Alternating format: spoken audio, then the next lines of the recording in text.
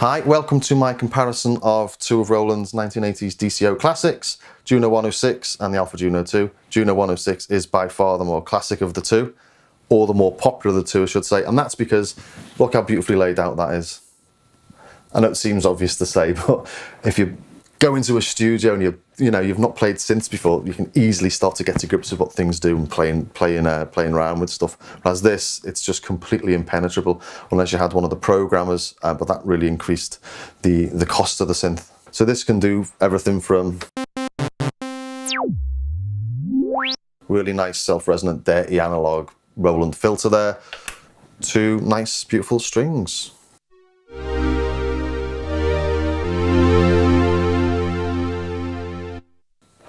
This can do the nice beautiful strings.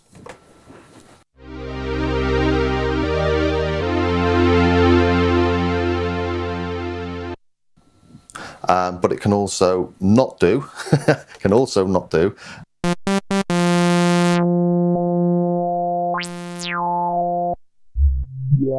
That's as squelch as it gets.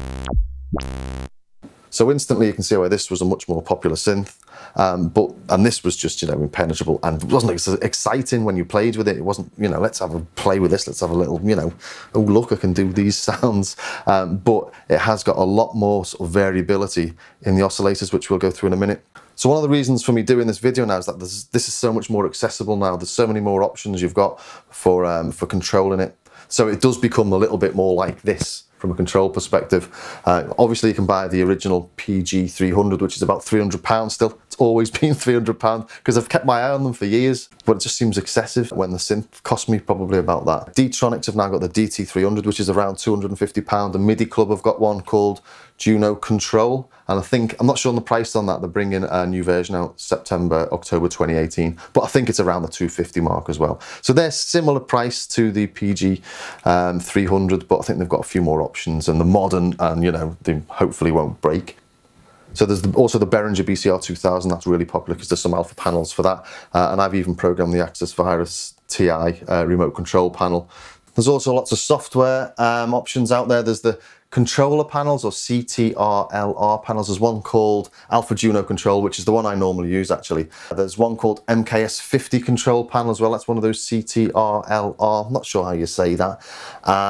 And for Mac users, the AU300, which is a component, an audio unit component. I think that's only 32-bit though. If you've got 32 livs, well, maybe you can get that working. They'll work on some operating systems and not on others, but you'll definitely find one that works for you. You can also pay Recon Audio $69. I reckon Recon can tell you why it's $69. I mean, it's similarly priced to the Dave Smith Instruments.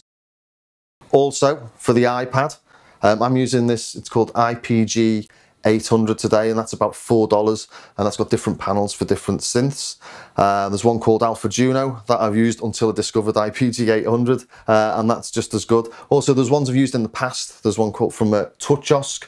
There was a panel that you could use for that. There's one for the Lima. There's one, I think it's called TMB MIDI. They're all a bit more difficult to use because they're flexible, so you can load different panels into them. But for ease of use, this IPG 800 app is fantastic, as is the Alpha Juno app as well. So there's loads of options now for being able to play this. There's no excuses for saying it's impenetrable, because these days it's not. So they are really comparable actually, because they've both got a single oscillator with a square saw and a sub and noise with PWM. They've both got a high pass filter with just 4 positions. They've both got 24 dB resonant VCF. Although this is self-resonant, this isn't, and they've both got a single envelope. There are differences in each sections of these, so we'll go through that. And they've both got a single LFO as well, although this does have a sort of separate PWM rate, so it's almost like having a separate LFO. This is, as I say, it's a more complex synth, but the sounds you get from this, I say the sounds you get from it, the filter on this just kills the filter on that, which we'll look at after we've looked at the oscillators. This also has a sort of variable rate on the chorus, and it's got a chord memory, which is nice. Instant sort of house music, isn't it? Let's have a look at a simple Sawtooth. Taking a look at the oscilloscope. Both nice, clean looking saws, and interestingly, I mean, I don't want to talk about the filters yet, but I've got the filter, you might notice here, on 1, not on 0, because on 1 it's a nice clean saw. Go to 0, and it adds some distortion to that saw, and I think it gives a bass boost, people say. So I'm going to leave it on that because that's the clean saw. It does exactly the same on this. So that's on 1 as well. Click that to 0. And it instantly changes it. It distorts it, and I think it sort of reduces some of the top frequencies as well. So makes it a bit duller. So we can see these are both very close on the frequency analysis. Every time I set these up, this tends to sound a little bit brighter, and at the minute,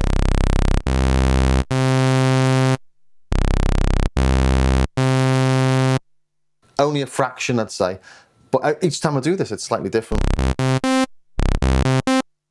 But always with this being a little bit brighter, which surprised me. I thought, because this has got a sort of a more bitey, aggressive tone, I thought this would be brighter, but you know, there's not a lot in there, is there?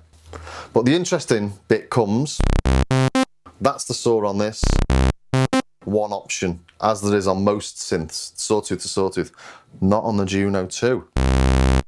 The Sawtooth is a sawtooth. You've got 1, 2, 3, 4, 5 different options. You've got a sawtooth, a sort of wave-shaped sawtooth. Added some nice harmonics. You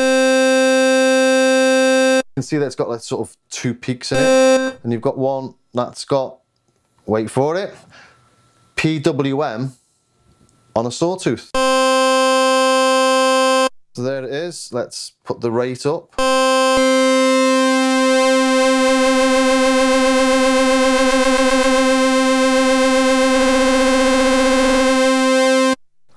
Yeah, so ooh, Hooverish.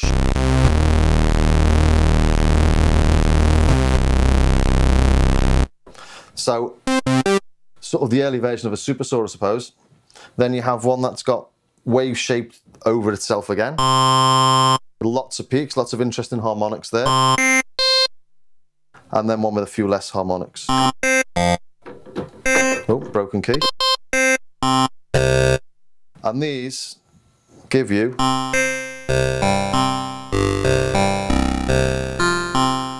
instant bells. Or FM sounds. And if you think about when this came out, it's just after the DX7. They've got the DX7 style membrane and they've put FM style sounds in. This can't do that. So I wonder if they were thinking it's not about the DX7 or about the digital tones, or whether, well, I suppose they were working on the D50 when they made this, but. So you could do your 1980s little Stock Aitken and Waterman bells, I suppose, easily enough. Onto the sub, which is different on this. So the sub on this is straight away, just a, whoops. It's square, 1 octave below the main oscillator.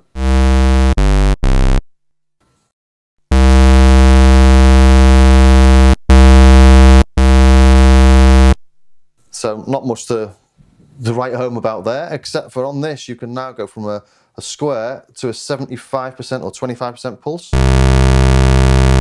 And then you can take that into wave shaped again, so you've got a couple of pulses in there. Some weird harmonics coming in. Even more harmonics. This is a sub, it's weird, isn't it? And then you've got 2 octaves below. Square, and 2 octaves below, 25% pulse.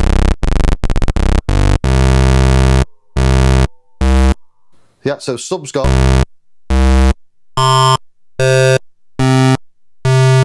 six different waves. So, you know, the combinations of the sub and the sawtooth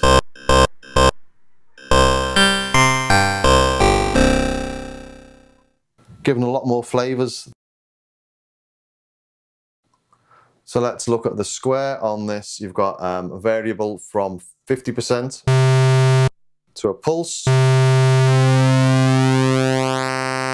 Is that about 5% maybe? And you can also modulate it with the LFO.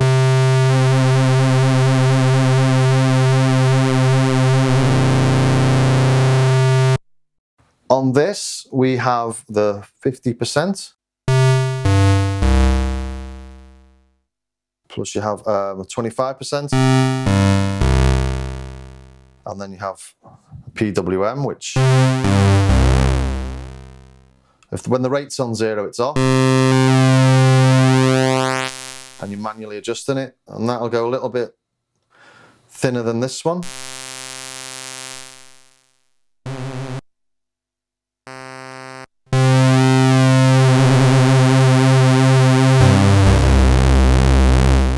Let's add that to a Sawtooth modulated, see what happens.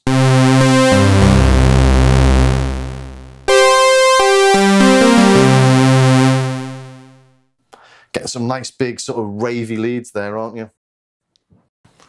But although the pulsars do look or sound similar when you're just looking at them as basic waveforms, when you try and emulate one sound to another, you do notice that there's more harmonics in this one. So if you look at the frequency analysis,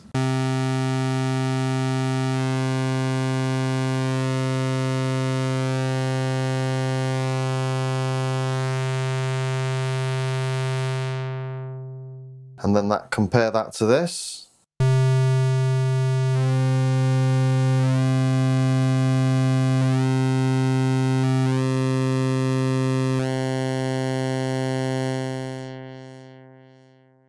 You can see in that there's quite a few of those harmonics missing. It makes it an interesting tone.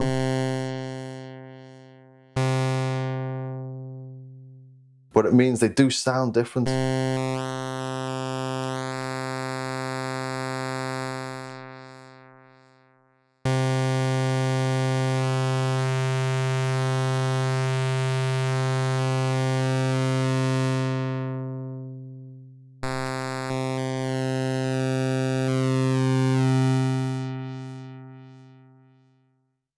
I think this sounds a bit richer and this sounds a bit sort of fizzier.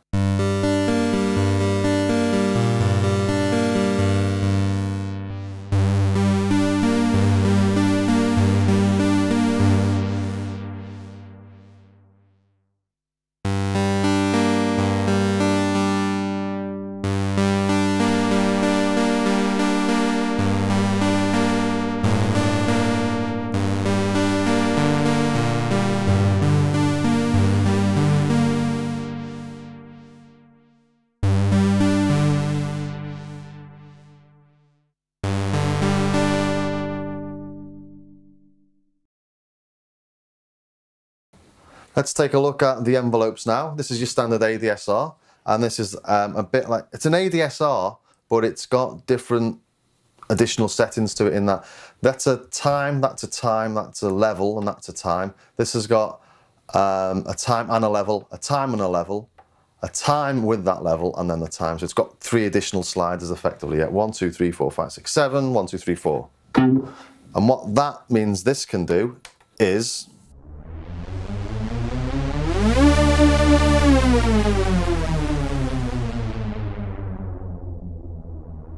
you can hear the LFOs running, and this is modulating things separately.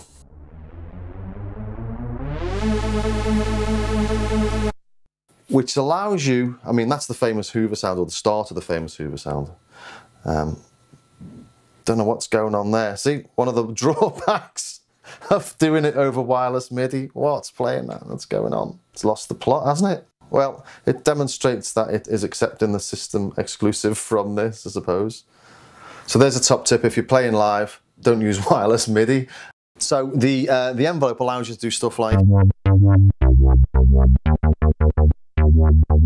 get nice big bass wobbles.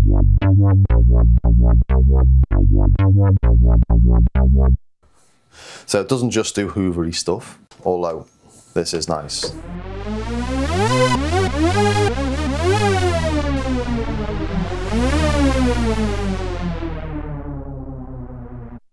And mental. I think my Waldorf XT's got a sort of similar additional envelope that does stuff like that. I like that, and I don't know why more synths don't have it. Obviously, this is really simple, but it's good fun. It'd be great if it was loopable like the Rev 2 or the Prophet 8. I don't think that'd have helped sales. So I think we could all maybe agree that DCO, this wins. Envelope, this wins. Not that it's a competition, but it sort of is, isn't it? VCF, this is going to win, as we all know, but let's take a look at it using a simple Sawtooth.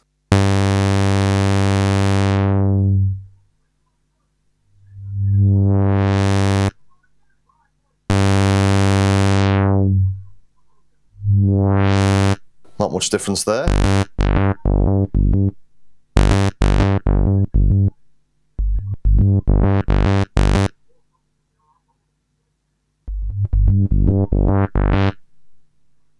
Nice. I mean, it's a nice sounding filter so far, but this is where this one starts to win out, as we know.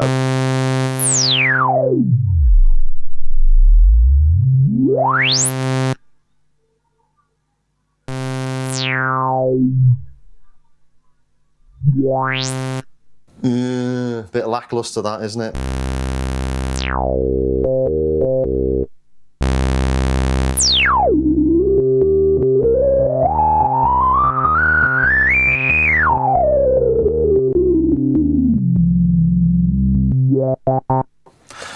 God, that's nice. Stick a little bit of envelope on there. Let's see what we've got here.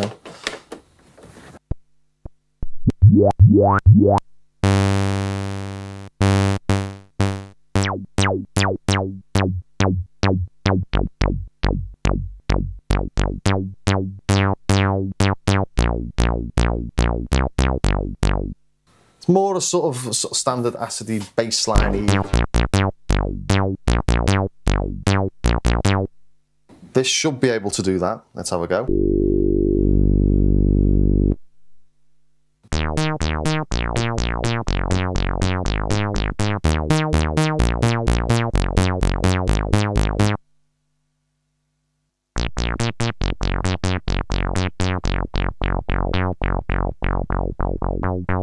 Much more flexible the way you can use this. You've got the envelope amount there, but then you've got the level amount here, which you don't have on this. So you've got two different ways of doing it. So it does make it more difficult trying to match them.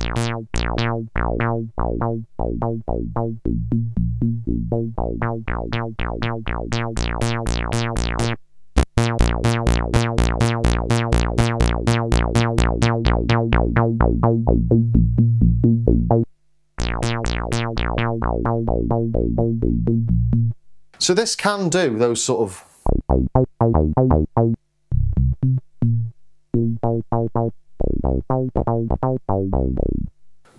sounds, but it's when you get into this sort of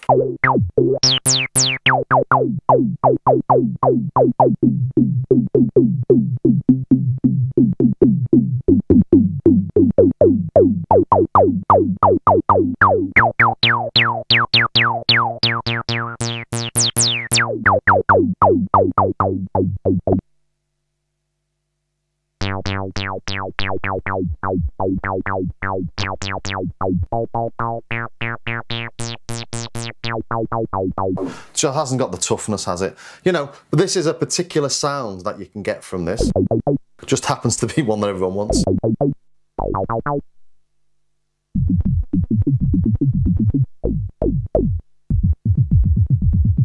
So that's definitely got a more aggressive tone. But really, it just feels like if this could have just gone up another couple of notches, it would have worked as well. And God knows why they didn't do it, but I suppose, you know, the designer didn't really think that that was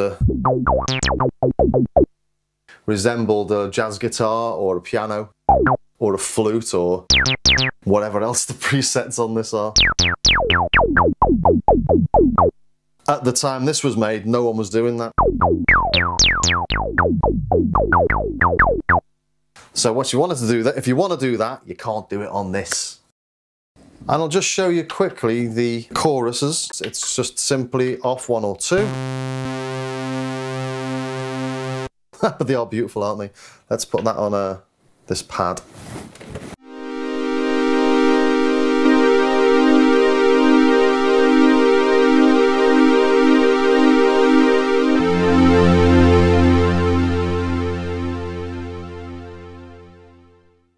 Wonderful chorus. I think TT Electronic are bringing out a pedal, aren't they? Beautiful. This, let's get a similar sound on this.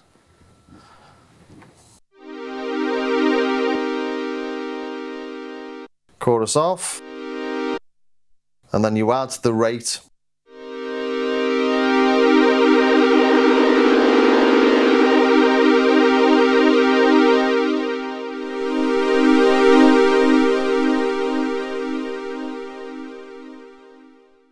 Other massive difference in this is that it's velocity sensitive and it's got aftertouch. But, you know, for what this does, it doesn't really matter, does it? So tonally, they are very similar. So I'll have a go at making some sounds that to match, just to show that they are of the same ilk.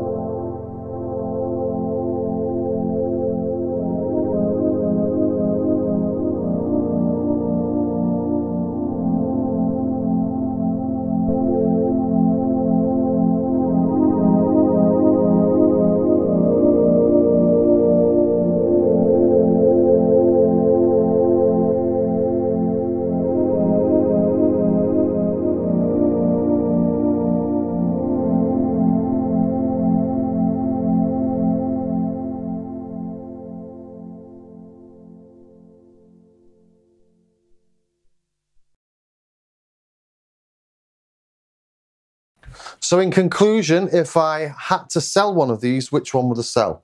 Well, it would be the Juno 106, and that's for a couple of reasons. Primarily because it's worth 3 to 4 times as much as the Juno 2. I think I've seen these for up to $1,200 or £1,200, and these have sat around for the last 30 years, around £300. So it'd free up a lot more money for me. And secondly, what this does better than this is the filter, and it's the resonance of the filter that gives it that sort of nice gritty sound. But I've got that, and a lot of people have on other instruments. I've got a Pro 1, a Mini Moog, I've got an MS-20, I've got the Sherman Filter Bank, I've got a Voyager, I've got Sub 37. Lucky me having all these synths.